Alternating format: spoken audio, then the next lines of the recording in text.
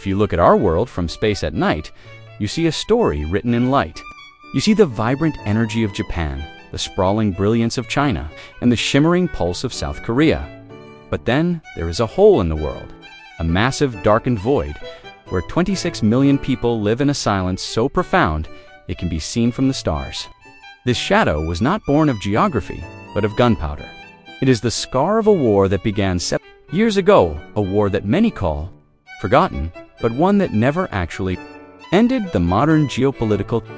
The landscape of Northeast Asia remains tethered to the unresolved trauma of the mid-20th century. The Korean War was not merely a local civil conflict. It was the first open kinetic explosion of the Cold War, a police action that drew in 20 nations and nearly sparked a third world war. To understand why the peninsula remains a tinderbox today, one must look back to 1945. When the fate of Korea was decided in a few hurried minutes by two American colonels using a National Geographic map and a pencil for 35 years, Korea had been the victim of a brutal Japanese occupation.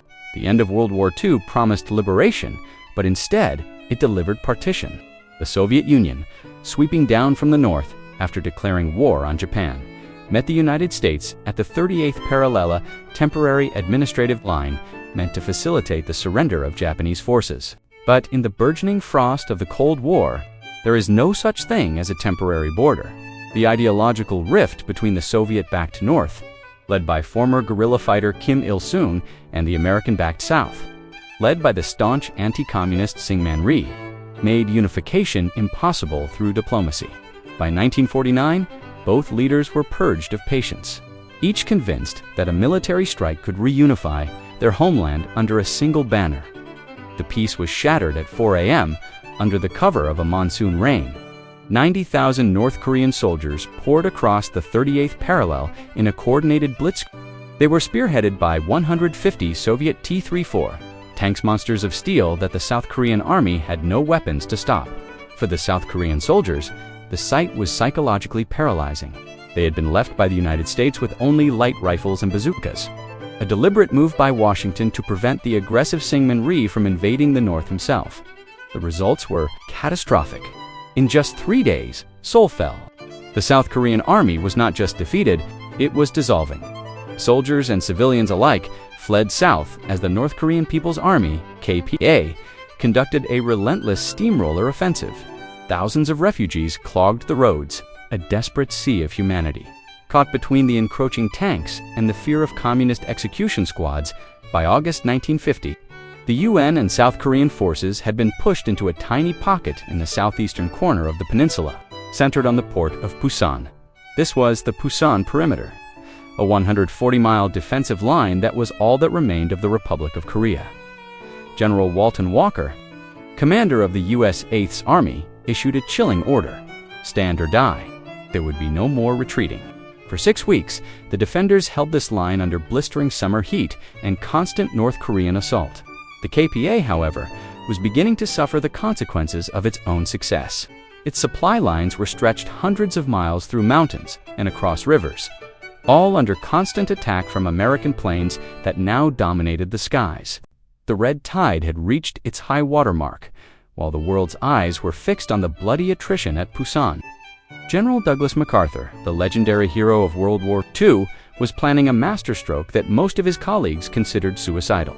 He wanted to land an amphibious force at Inchon, a port city near Seoul, far behind North Korean lines. The challenges were staggering.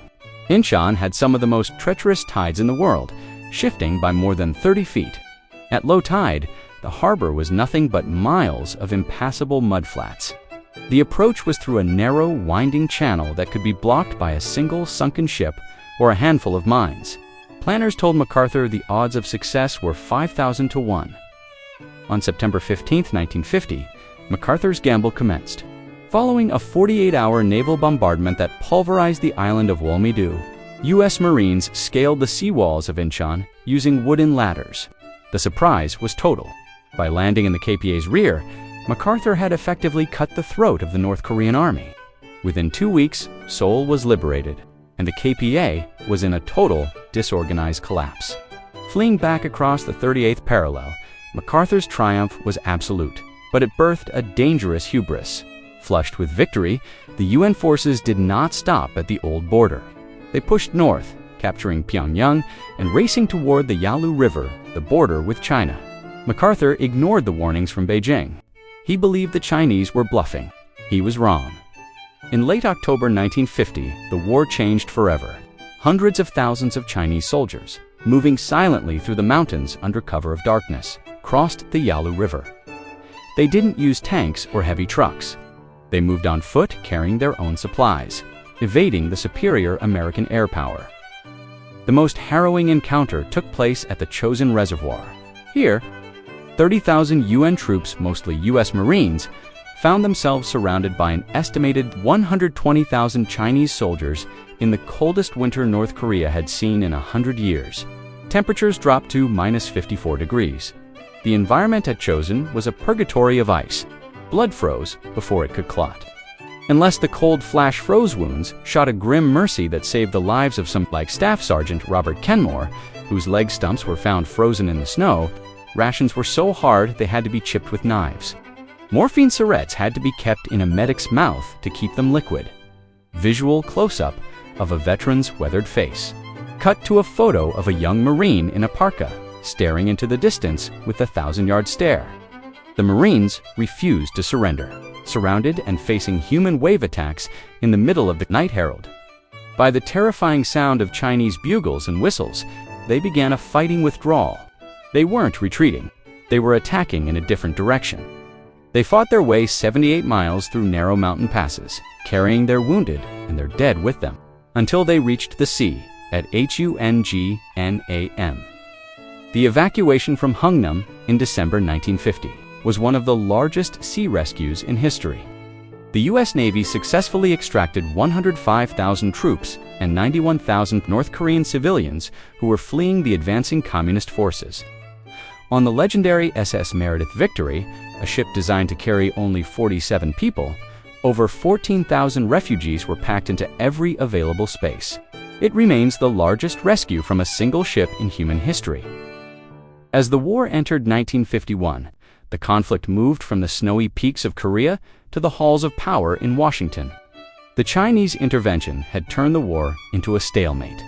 General MacArthur, frustrated by the restrictions of a limited war, began to publicly challenge President Harry Truman. MacArthur wanted to expand the war into China. He advocated for bombing Manchurian bases, blockading the Chinese coast, and even using 20 to 30 atomic bombs to create a permanent belt of radioactive cobalt across the Yalu border. He famously stated, "There is no substitute for victory." However, feared that such an escalation would trigger a global nuclear holocaust with the Soviet Union. Negotiated peace that would restore the South's independence without starting World War III on April 11, 1951. In one of the most controversial decisions in American history. Truman fired the immensely popular MacArthur for insubordination. While the ground war stalled, the skies over the Yalu River became the scene of the most advanced warfare on the planet. MiG Alley was the birthplace of the jet age. The Soviet-built MiG-15 fast, agile, and heavily armed initially dominated the sky, often piloted by elite Soviet veterans of World War II in North Korean markings. The United States responded with the F-86 Sabre. These were the first large-scale dogfights in history where aircraft broke the speed of sound. Pilots like Captain Joseph McConnell, who claimed 16 MiG kills, became the first jet aces. The sky was a lethal canvas of silver streaks and white contrails. As the Sabre and the MiG wrestled for air superiority, for the average soldier and civilian, the war was not a game of strategy, but a struggle for basic survival. The Korean War was one of the deadliest conflicts in history for not. Between 1.5 and 3 million Korean civilians were killed, a staggering 10% of the population. In July 1950, a dark chapter unfolded near the village of Nogunri, terrified American soldiers. Only days into their deployment and fearing communist infiltrators disguised as peasants, opened fire on a large group of refugees huddled under a railroad bridge. For 3 days, machine gun, fire, and air strafing rained down on families. Survivors recalled a stream under the bridge running red with blood as mothers tried to shield their children with their own bodies. It remains one of the most painful hidden memories of the war, only fully investigated and acknowledged decades later. Yet, amidst the tragedy, there were stories of incredible international brotherhood. The Turkish Brigade, known for their unmatched bravery. The Turks engaged in fierce hand-to-hand combat at Kunari to protect the retreating US 8th Army. Their commander, Chosin, when told to retreat, famously replied, "Why retreat? We're killing the Chinese." The Kagnu Battalion, Ethiopia's elite imperial bodyguard, fought in 253 battles and earned the respect of all UN forces. They were known for their nighttime fighting and for the fact that not a single Ethiopian soldier was ever captured as a prisoner of war. By mid-1951, the War of Movement had ended. The front line stabilized roughly along the 38th parallel, becoming a static hell of trenches, bunkers, and barbed wire. For the next 2 years, the war was fought for outposts with names like Heartbreak Ridge, Bloody Ridge, and Porkchop Hill. These battles were often fought while peace negotiators argued over the placement of commas in a treaty at Panmunjom. On Porkchop Hill, US and Chinese troops engaged in savage hand-to-hand combat in the trenches, with thousands of artillery rounds, sometimes 77,000 in a single day, turning the hill into a tomb. Why? Simply to demonstrate to the negotiators that their side would not back down. On July 27, 1953, the guns finally fell silent. An armistice was signed, but it was not a peace treaty. It was merely a ceasefire, a promise to stop shooting. The 38th parallel remains the most dangerous border in the world. On one side, South Korea has transformed into a global economic powerhouse, a leader in technology and culture. On the other side, North Korea has become a nuclear-armed fortress. Frozen in time and cloaked in darkness, we call it the Forgotten War. But for the millions of families still separated by that line, for the veterans who still shiver at the memory of a Korean winter, and for the world that still watches the DMZ with bated breath, is anything but forgotten. In a war where 3 million lives were lost to move a border just a few miles, who really won? The Forgotten War moniker is a misnomer in the context of global security. The war led to a massive permanent increase in the US defense budget and the establishment of a chain of bases across the Pacific that remains the backbone of American power in Asia today. For the Korean people, the war remains a living wound. The night satellite imagery showing the disparity between the North and South is perhaps the most profound evidence of the war's ongoing impact. It is a visual representation of 2 different centuries existing on a single peninsula. Remains a frozen conflict. As North Korea continues its nuclear tests and South Korea grows as a cultural and economic tiger, the shadow of 1950 looms large. The war didn't just divide a country, it created 2 different worlds, separated by a thin line of wire and 70 years of unhealed history.